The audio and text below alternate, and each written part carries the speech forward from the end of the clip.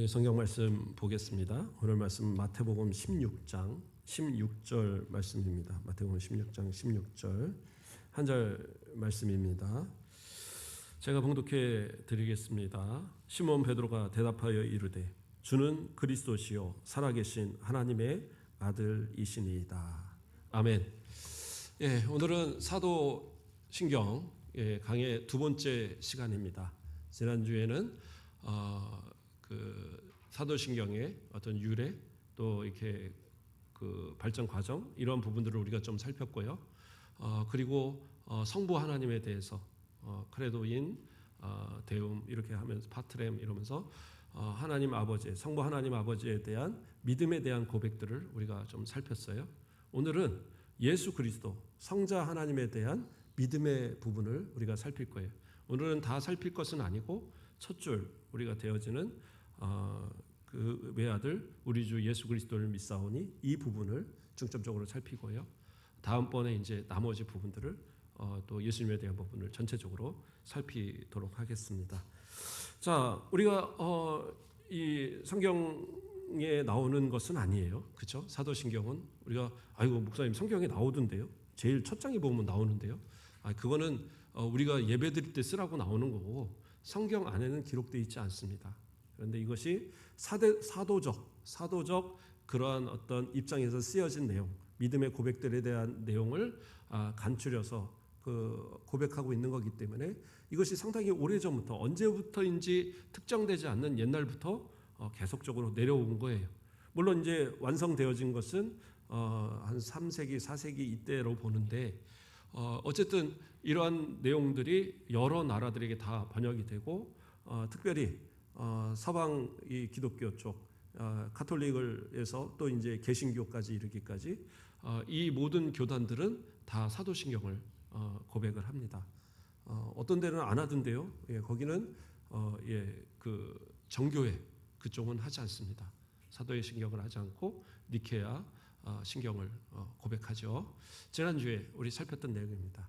자, 오늘은 두 번째로 이제 그 구절을 살피도록 하겠는데요.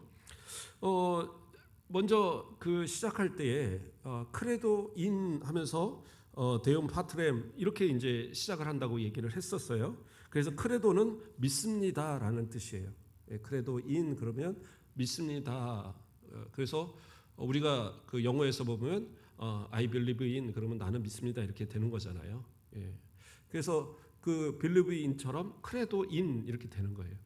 그런데 그러면 우리가 이제 당연하게 생각할 때 하나님께 크레도인 하고 하나님에 대한 믿음을 시작했으니까 예수님도 크레도인 이렇게 시작할 것으로 생각하는데 원문이나 또는 이 라틴어 그 이제까지 내려오는 그 원문에는 그렇게 되어 있지 않아요.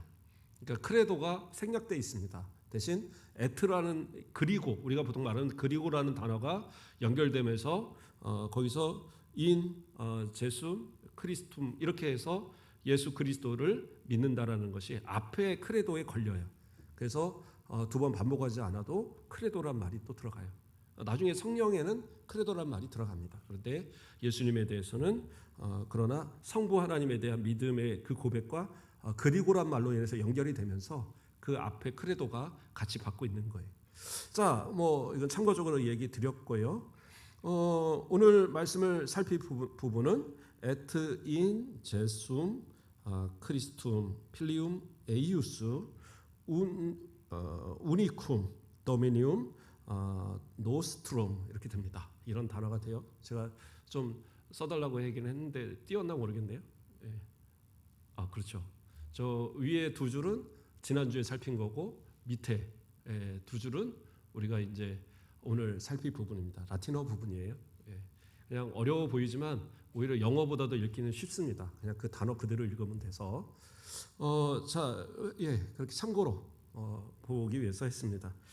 자, 오늘 우리가 살필 부분은 바로 이 부분인데, 자, 믿음의 첫 번째 부분이 뭡니까? 우리가 예수 그리스도를 믿는다라는 거죠. 근데 오늘 우리가 먼저 살필 것은 그 뒤에 필리움 에이우스 우니쿰 이렇게 나와서 이게 뭐냐면 그의 하나뿐인 아들 이런 뜻이에요.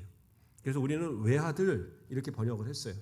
근데 원어의 뜻에서는 그의 하나뿐인 아들, 그러니까 오직 하나뿐인 아들, 이런 의미로 외아들이라고 되어 있는 거예요. 그러면 자, 우리가 보통 외아들이라고 생각을 할 때에 우리는 어떤 생각을 합니까? 그러면 하나님의 하나뿐인 아들이시니까 하나님 다음이겠다는 생각을 자꾸 한단 말이에요. 근데 이 외아들이라는 개념은 물론 하나님의 아들은 오직 하나시죠. 이 우니쿰이라는 단어에서 오직 하나라는 의미에서 분명히 하나이신 하나뿐인 아들은 분명합니다. 그래서 요한복음 3장 16절에서도 하나님이 세상을 이처럼 사랑하사 독생자를 주셨으니, 그렇죠? 바로 그 독생자가 외아들이신 거죠. 한 분이신 아들입니다. 그런데 이 한 분인 아들, 이 아들이라는 개념을 우리가 이해할 때에 이 고백이 이 하나뿐인 아들인 것을 고백합니다, 믿습니다라는 이 고백은 어떤 고백과 연결이 되냐면 하나님의 아들은 곧 하나님을 뜻하는 거예요. 왜냐하면 유대인들이 예수님을 십자가에 못 박은 이유 중에 하나가 신선모독인데, 그게 뭐냐면 자신이 하나님의 아들, 그냥 어떤 창조주로서의 아들이 아닌 친아들이다라고 고백을 한 그것 때문에 신성모독이라고 죽인 이유 중에 하나거든요. 그러니까 그러한 이 이야기는 곧 뭐예요? 예수님이 하나님이라는 얘기예요. 예수님이 하나님이라는 이 고백이 바로 이 외아들 가운데도 포함이 되는 겁니다. 그래서 그 하나뿐인 아들, 그 아들을 하나님께서는 우리를 사랑하셔서 우리 가운데 주셨어요. 그래서 요한복음 1장 18절에서 뭐라고 그래요? 본래 하나님을 본 사람은 없으되 아버지 품속에 있는 독생하신 하나님이 나타내셨느니라. 그래서 예수님이 이 땅에 오심으로 인해서 우리는 하나님을 볼 수 있게 된 거예요. 그러니까 예수님을 그 당시에 사람들이 눈으로 봤어요. 그런데 구약에서는 하나님을 직접적으로 눈으로 보면 어떻게 해요? 그 사람은 죽어요. 아브라함도 봤고 모세도 봤고 다 봤잖아요. 그런데 그 내용들을 가만히 보면 어떤 하나님께서 현신을 할 때 그런 사람의 모양으로 현신을 하여 주시거나, 또는 여호와의 사자라고 불리는 다른 하나님으로 불리기도 하는데 여호와로 불리기도 하는데 여호와의 사자라고 불리는 구별된 분이 나와요. 그래서 그분은 구약에 나타난 예수 그리스도로 보거든요. 성자 하나님으로. 그래서 성부 하나님이 실제적으로 자신을 100% 만나서 서로 만지고 보고 하는 그런 경우는 없어요. 그래서 요한은 바로 그런 입장에서 하나님을 본 사람은 아무도 없다라고 말하고 있는 거예요. 본 경우는 있죠. 이사야도 받고 다 봤는데 그것이 실제적으로 우리가 눈앞에서 우리가 서로 맞대듯이 그렇게 보는 건 아니다라는 거예요. 그런데 누가요? 예수 그리스도, 하나님의 그 독생하신 예수 그리스도, 그가 누구예요? 곧 하나님이시다는 거죠. 그 하나님께서, 성자 하나님께서 우리 가운데 오셔서 우리가 직접 대면하고 보고 만지고 할 수 있는 그러한 하나님으로 다가오셨다라는 거죠. 그래서 예수 그리스도를 믿는다라는 것은 결국에 뭐냐? 우리는 하나님을 보고 하나님과 더불어 살아가는 거예요. 그것이 우리들의 모습인 겁니다. 그래서 왜 아들이라고 고백할 때는 하나님, 우리와 함께 하신 하나님, 우리와 세상 끝날까지 함께 하시는 우리 하나님이시라는 개념 속에서 또 외아들이라는 고백을 하고 있는 거예요. 그런데 이게 외아들이라는 개념 속에는 숫자로서의 외아들이라는 개념은 사실은 아니에요. 물론 여기서는 우니쿰이라는 단어가 오직 하나라는 단어가 분명히 맞는데, 이것의 다른 뜻으로는 어떤 뜻이 쓰여지냐면 독특한 또는 특별한 이런 의미를 갖고 있어요. 그러니까 유일하다라는 개념과 더불어서 독특하다, 그렇죠? 또는 특별하다. 이건 무슨 얘기냐면 일반적인 우리가 아들이라고 생각하는 개념과 다르다는 거예요. 처음에 서두에 잠깐 얘기를 했지만 하나님과 예수님이 부자 관계시라면, 그러니까 많은 사람들이, 세상 사람들이 생각할 때에 하나님과 아들이 서로 있다면 아들은 하나님, 성부 하나님보다, 아버지보다 늦게 태어나야 되는 게 당연한 거 아니냐. 그리고 아버지보다 능력에서 좀 부족해야 되는 게 당연한 게 아니냐. 그러니까 성부 하나님이 가장 세고 그 다음에 성자 하나님 세고 그 다음에 성령 하나님은 잘 모르겠으니까 그 다음이고, 이런 식으로 생각해서는 안 된다라는 거예요. 그래서 하나님과 예수님께서 아버지와 아들이 되시는 것은 성경이 그렇게 가르치시고 예수님이 직접 그렇게 고백하시니까 우리는 알아요. 그러나 그렇다고 해서 하나님께서 예수님을 우리가 생각하는 것처럼 아버지와 어머니 사이에서 부족 모혈의 그 관계 속에서 태어나지는 아들의 관계가 하나님과 이 예수님의 관계가 아니라는 거예요. 그러니까 우리가 삼위일체에 대해서 공부할 때도 이야기를 드렸었지만 하나님과 예수님의 관계는 독특한 관계예요. 그러니까 특별한 관계입니다. 우리가 생각하는 것처럼 순서가 존재하는 개념이 아니라 성부, 성자, 성령이 함께 계실 그때에 스스로 존재하실 그때에 아버지와 아들로 존재하신 거예요. 그래서 이 관계가 어떻게 아버지와 아들이 낳으신 관계로 존재하셨는지를 우리는 사실은 몰라요.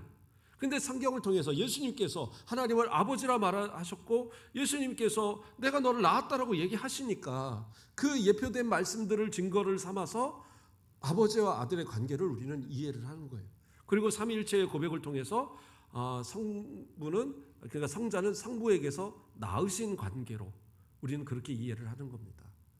그래서 그 예수님에 대해서는 독특하신 관계예요. 왜 또한 독특하느냐? 이 만약에 하나님께서 먼저 성부 하나님이 먼저 계시고 그 다음에 성령 하나님이 계시고 우리가 고백하는 것처럼 성부와 성자에게서 성령이 나가시니까 그러면 세 번째 존재하신다. 그거는요 삼위일체를 부정하는 얘기예요. 왜 부정하는 얘기냐? 삼위 하나님에 있어서는 전혀 성부, 성자, 성령에 있어서 차등이 있어서는 안 돼요. 그런데 벌써 먼저 났다라는 개념은 뭐예요? 차등이 생겨버리잖아요. 성부가 먼저 있었으면 성부가 1이고 그 다음에 예수님이 2고 이 성령님께서 3이다라는 그러한 이 숫자적 어떻게 보면 시간적 개념에서 존재하기 때문에 그러면 예수님이나 성령님은 하나님이 되실 수 없어요. 그렇지 않겠습니까? 네. 그러니까 어떠한 경우라도 그것은 불가능한 얘기예요. 그러면 어떻게 해야지 가능하느냐? 우리의 시간적 개념이 아닌 스스로 존재하실 그때의 성부와 성자의 성령이 거하시는데 아들로서 예수님은 성자 하나님은 거하시고 성령께서는 성부와 성자께서 나오심으로써 존재하시는 거예요. 그것이 바로 삼위일체 어떻게 보면 신비스러운 그러한 고백인 겁니다. 그것을 우리가 믿고 고백해야지 그게 진짜 삼위일체 하나님을 믿는 신앙의 고백이에요. 자, 그래서 아버지와 아들의 관계는 독특한 관계예요. 그러니까 우리가 어떤 분들은 우리가 예수님 이제 우리도 하나님 아버지라고 부르니까 예수님도 하나님 아버지니까 우리도 예수님한테 예수님 형님 그러면 되는 거 아닌가요? 뭐 이런 분들이 있어요. 아니 이게 제가 농담이 아니라 실제로 그렇게 말하는 분들도 대단히 많이 있어요. 그러니까 그건 잘못된 거죠. 왜냐하면 예수님은 독특하신 관계 속에서 하나님이시지 아들이시더라 그래서 우리와 똑같이 양자되거나 우리가 똑같이 이렇게 시간적 개념이 있어서 아들이 되고 그런 개념 아니에요. 그렇게 따진다면 우리 강병순 권사님이 하나님을 아버지라고 부르면 그렇게 따지면 그렇잖아요. 그럼 김진희 집사님은 뭐라고 그래야 돼요? 하나님 할아버지 그래야 되는 거잖아요. 그게 맞는 거잖아요. 근데 우리는 어떻게 해요? 권사님도 아버지라고 부르고 집사님도 아버지라고 부르고 아들도 하나님을 아버지라고 부르고 앞으로 10대 20대를 내려가도 주님 50대까지 모든 그 태어나는 자녀들 또 우리의 위에 있던 모든 믿음의 선배들도 다 하나님을 아버지라고 불러요. 그렇기 때문에 우리는 각자가 다 하나님 앞에 양자되어진 존재들이지만 하나님은 어떻게 해요? 예수님은 어떻게 해요? 하나님의 독특하신 아들 오직 하나뿐이신 그 우리의 개념과는 다른 하나님의 아들로서 존재하시는 그러한 분이시다라는 거예요. 그렇기 때문에 예수님은 독특하신 분이신 거예요. 독생자란 말 자체가 독특하다는 개념을 갖고 있는 거예요. 그래서 우니쿰 오직 하나인 이것은 곧 유일해서 다른 어떤 존재와 비교되지 않는다라는 의미를 갖고 있는 겁니다. 자, 그러면 둘째로 또 우리가 살필 때 예수님은 또 아버지의 그 하나님과의 관계 속에서 우리는 또 무엇을 믿어야 됩니까? 자, 보면 두 번째죠. 죄송합니다. 써놓고 넘어가 버렸어요. 우리 주. 우리가 우리 주라고 고백을 하잖아요. 그렇죠? 주라는 고백. 주라는 고백은 뭡니까? 다시 말해서 나의 주인이다라는 고백이잖아요. 근데 예수님 당시에 이 주라는 고백, 큐리오스라고 그러는데 이 고백은 사실은 일반적으로 쓰는 단어였어요. 우리가 선생님이 아닌데도 다른 사람들한테 선생님 그러잖아요.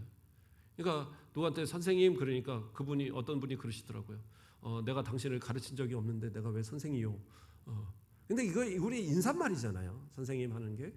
그런 것처럼 당시에 존경받고 좀 그러한 인물들에 대해서 존중하는 의미로서 퀴리오스라는 단어를 썼어요. 그러니까 이건 일반적인 단어였어요. 그런데 이것이 유대교에 들어오면서 유대교에서는 이 퀴리오스라는 단어를 누구한테 쓰기 시작했냐면 성부 하나님께 썼어요. 그게 무슨 의미예요? 구약에서는 아도나이라는 단어가 있습니다. 그게 주라는 단어예요. 그래서 이 아도나이는 어떤 경우에 썼어요?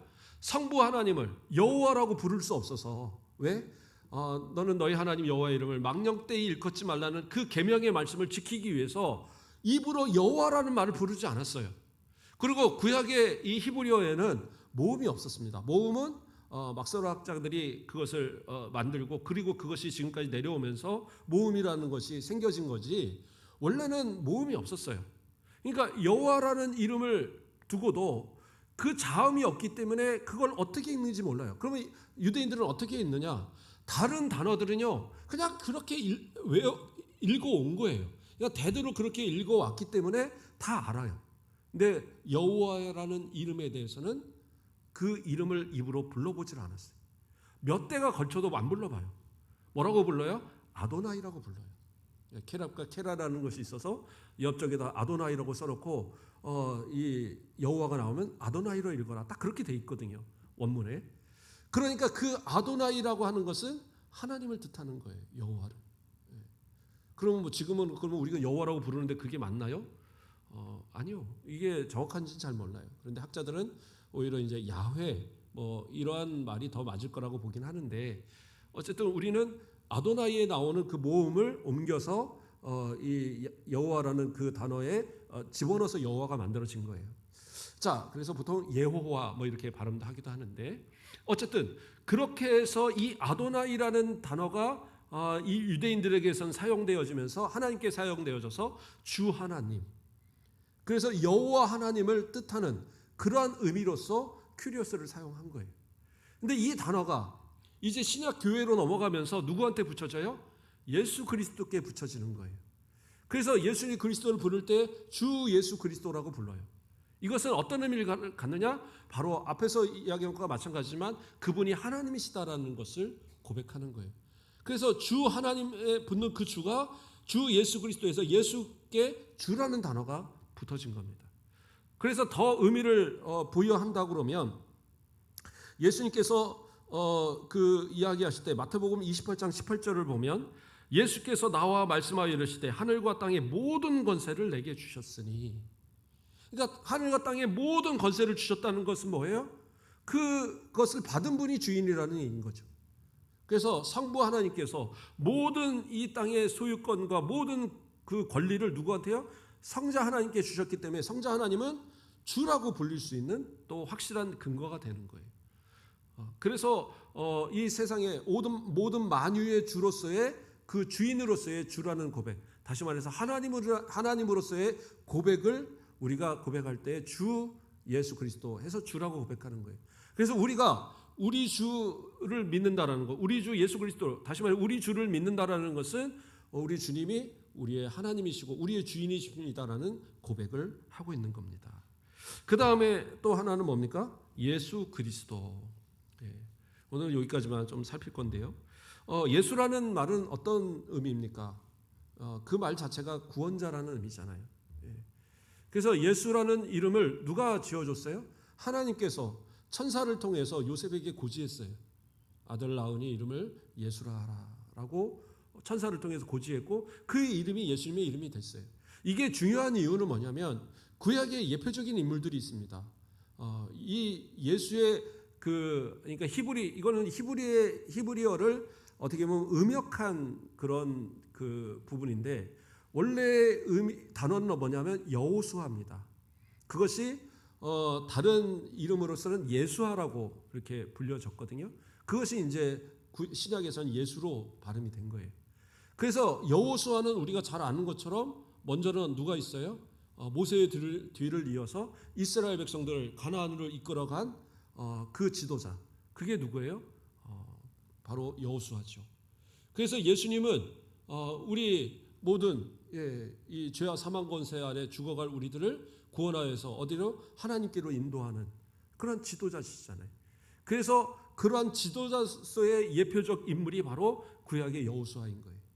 근데 이 여호수아라는 이름을 사용하는 또 하나의 인물이 있습니다. 누구예요? 우리가 아는 것처럼 에스라서를 이렇게 보면 나오는 인물이 있습니다. 바로 그 당시에 귀환한 백성들을 이끌고 성전을 재건하면서 먼저 그 힘썼던 그때의 대제사장 누구예요? 예수아가 있습니다. 예수아가 있는데 그 이름에 대해서 학개서나 이제 스칼에서 이런 데서는 뭐로 표현하고 있냐면 여호수아로, 대제사장 여호수아로 표현하고 있어요. 이게 같은 이름입니다. 어떻게 읽느냐의 모음은 그 자음은 같은데 어떻게 읽느냐의 차이에서 여호수아, 예수아가 달라지는 거예요. 자, 그런데 그 예수아, 그 여호수아는 누구예요? 대제사장이잖아요. 모든 백성의 죄악을 대신하여 그 제물을 가지고 하나님 앞에 나아가서 제사하는 그러한 제사장. 그래서 또 신약 시대의 예수 그리스도에 대한 예표적인 인물로 보는 거예요. 그래서 예수님이 어떤 분이세요? 우리를 저 영원한 천국으로 인도하실 구원자이시고 또 우리의 모든 죄악을 다 사하시기 위해서 자기의 물과 피를 다 쏟으시면서 우리를 우리의 죄를 대속하신 그러한 영원한 대제사장, 멜기세덱의 반차를 쫓은 영원한 대제사장이 우리 예수님이시잖아요. 그래서 그러한 고백이 바로 우리가 예수라는 고백 가운데 들어있는 거예요. 그리고 이어지는 것이 뭡니까? 그리스도. 그리스도는 뭐예요? 우리가 잘 아는 것처럼 기름 부음 받은 자라는 뜻이에요. 구약에서는 메시아라는 단어예요. 그래서 이 메시아의 오심을 유대인들은 항상 기다렸었죠. 그런데 구약에서는 기름 부음 받은 자들이 누구예요? 왕, 선지자, 제사장 이러한 인물들이 그 기름을 부음 받은 자들이었어요. 근데 구약에서 기름을 붓는 이 행위에 뒤따르는 것이 뭐냐면 성령의 역사예요. 성령의 감동. 그래서 이 사울이 기름 부음 받았을 때도 그가 성령에 그 취해서 막 예언하고 그런 모습이 나오잖아요. 그리고 다윗도 그 사울을 대신해서 베들레헴으로 가서 그 자녀들 다 데려오겠는데 마지막에 안 데려온 아들 없냐 해갖고 막 불러들인 그 아들 다윗. 그 아들에게 사무엘이 어떻게 했어요? 이새의 아들에게 기름을 부었죠. 그때 다윗이 성령의 감동을 받았다고 성경은 기록하고 있어요. 그래서 사무엘상 16장 13절을 보면 사무엘이 기름 뿔병을 가져다가 그의 형제 중에서 그에게 부었더니 이날 이후로 다윗이 여호와의 영에게 크게 감동되니라. 이렇게 나오거든요. 그래서 예수님께서 그리스도 되시면 상당히 중요합니다. 이 약속하신 그러한 이 메시아이시기도 하고 그분이 결국에는 성령으로 이 감동되어져서 우리의 그 모든 그 죄악을 그 사하시기 위해서 십자가에 지시기까지 그 모든 사역을 감당하신 그러한 예수님, 그 예수님이 바로 그리스도심을 우린 고백하는 거예요. 그런데 이 그리스도라는 고백 가운데 우리가 또 주의하여 생각해야 될 부분이 뭐냐? 그리스도라는 개념은 참 인간이다라는 개념을 포함하고 있어요. 그리스도는 인간이어야지만 될 수 있는 거예요. 그렇잖아요. 하나님은 하나님의 아들이시다라는 고백. 다시 말해서 우리가 처음에 읽었던 베드로의 고백에서 하나님의 아들이라는 것은 하나님이시다는 고백이에요. 그런데 그에 앞서서 주는 그리스도시여라는 고백을 하잖아요. 그러니까 메시아요. 그들이 기다리던 메시아이고 기다리던 왕이요, 제사장이요, 선지자와 같은 그런 기름 부음 받은 자가 분명한데 그러나 그분은 어떻게 되느냐? 참 인간이셔야만 된다라는 거예요. 그래서 그리스도라는 고백 속에는 우리는 그분이 참 인간이십니다. 하나님의 아들이라는 고백 속에서는 그분이 참 하나님이십니다. 참 하나님으로서 신성과 참 인간으로서 인성을 그 함께 가지고 계신 하나의 그 부활의 육신 안에 그 안에 신성과 인성을 온전히 갖고 계신 예수 그리스도에 대한 믿음의 고백이 바로 그리스도라는 고백 가운데 우리는 있어진다라는 거예요. 이러한 믿음의 고백이 있어야지 이것이 진짜 믿음의 고백인 겁니다. 그래서 이 오랫동안 교회들은 예수 그리스도에 대해서 그분이 하나님이시고 또 참 인간 대신 우리의 구원자시라는 사실을 고백하기 위해서 바로 그렇게 예수님에 대해서 바로 그러한 믿음의 고백을 하고 있다라는 거예요. 오늘은 바로 이 부분에 대해서만 살폈습니다. 하나님에 대한 믿음의 고백, 예수 그리스도의 믿음에 대한 고백. 어떻게 보면 좀 재미없을 그런 내용으로 제가 설명을 하고는 있지만 이것이 중요한 것은 뭐냐? 우리가 고백하는 것이 어떤 고백인 것을 명확히 알아야 돼. 그걸 이해하지 못하면 고백하고도 그것이 뭔지 몰라 믿음으로 고백한 것이 아닐 수도 있게 된다라는 거예요. 나중에 이제 끝부분에 가서 보면 나오지만 여러 가지 또 문제가 되는 그러한 부분도 있어요. 그래서 우리 한국에서 사용하는 모든 그 신앙 고백에서는 제외된 부분도 있거든요. 그러니까 그러한 부분들도 우리가 왜 그랬어야 하는지들을 생각하고 또 살필 필요가 있습니다. 그래서 명확하게 좀 말씀을 살피고 또 그 바탕으로 인해서 우리의 신앙이 진실하게 성부, 성자, 성령 삼위일체 하나님을 온전하게 고백하고 그 믿음 가운데 날마다 승리하시는 우리 모든 성도들 되길 주님의 이름으로 축원드립니다. 기도하겠습니다. 사랑의 하나님 감사를 드립니다. 오늘 또 사도신경 강의 두 번째 시간으로 우리 예수 그리스도에 대한 믿음의 고백을 살폈습니다. 우리 예수님께서는 우리의 주이시고 또 우리의 그리스도이시며 오직 하나이신 하나님의 외아들인 것을 고백합니다. 우리의 믿음이 결코 세상에 오염되지 않도록 주님 붙들어 주시고 오직 우리를 위하여 구주 되신 참 하나님이시며 참 인간이신 우리 예수님을 온전한 믿음으로 하나님으로 고백하고 또 그 믿음 가운데 날마다 구원의 참 기쁨을 누리며 살아가는 우리 모든 성도들 되도록 축복하여 주시옵소서. 감사합니다. 예수 그리스도의 이름으로 기도드립니다. 아멘. 예, 감사합니다.